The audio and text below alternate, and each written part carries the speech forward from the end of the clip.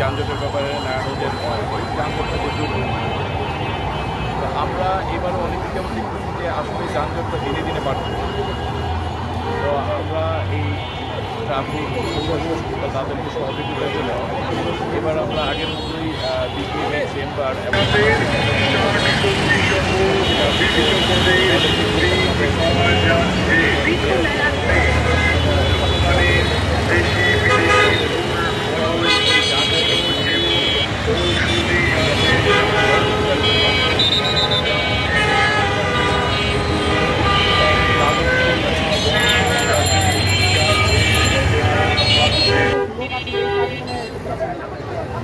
এই মুহূর্তে আমরা 20 জন কন্টিনিউ লোক দিয়েছি, সেটা বিকেএমএ চেম্বার এবং অডিটোরিয়াম এবং এই 20 জনকে এটা আমরা পাইলট টেস্ট দেখতেছি যে এটা তাদেরকে করে কতটুকু এটা লাঘব করা যায় এবং এটা চলমান থাকবে এবং ক্রমান্বয়ে এটা প্রশাসন যদি আমাদেরকে আরও সহযোগিতার জন্য বলে এর মধ্যে আমরা ইনশাআল্লাহ আরও করার চেষ্টা করি।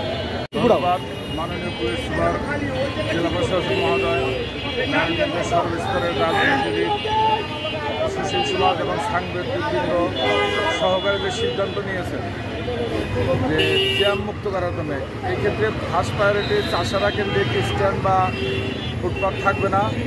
সেই লক্ষ্যে সরাসরি বিকেএমএ এবং চেম্বার অফ কমার্স 20 জন অফিসিয়ালি ডিউটি করার জন্য দিয়েছেন এবং আনঅফিসিয়ালি ওনাদের অনেক কর্মকর্তা এবং সোহেল ভাই সহ অন্যান্য কর্মকর্তারা ফিজিক্যালি মাঠে দেখতে আসেন কাজ আসলে কতটুকু হচ্ছে।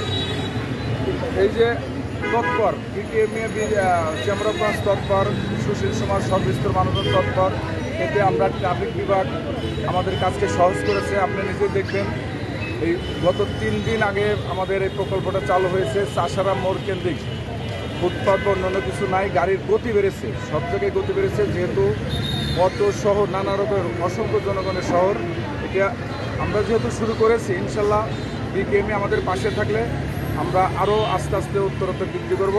এটাই আমাদের, এই যে আমরা সহযোগিতা পাচ্ছি এই জন্য বিকেএমএকে ধন্যবাদ। নারায়ণগঞ্জের সর্বস্তরের স্থানীয় বাসিন্দা যারা আছেন সহযোগী, তাদের সবাইকে ধন্যবাদ। এবং আপনারা যারা প্রিন্ট মিডিয়া, ইলেকট্রিক মিডিয়া আছেন, তারা আমাদের ত্রুটিগুলো আমাদের দেখাই দেবেন আর যতটুকু সহযোগিতা করবেন আমরা ইনশাল্লাহ কাজ করব। এই শহর যারা আমরা বসবাস করি সবাইকে সচেতন হতে হবে, চালক, যাত্রী, পথচারী সহ আমরা যারা শহরে বসবাস করি সবাইকে সচেতন হতে হবে। ইনশাল্লাহ ডেভেলপ হচ্ছে, পর্যায়ক্রমে হবে। ধন্যবাদ।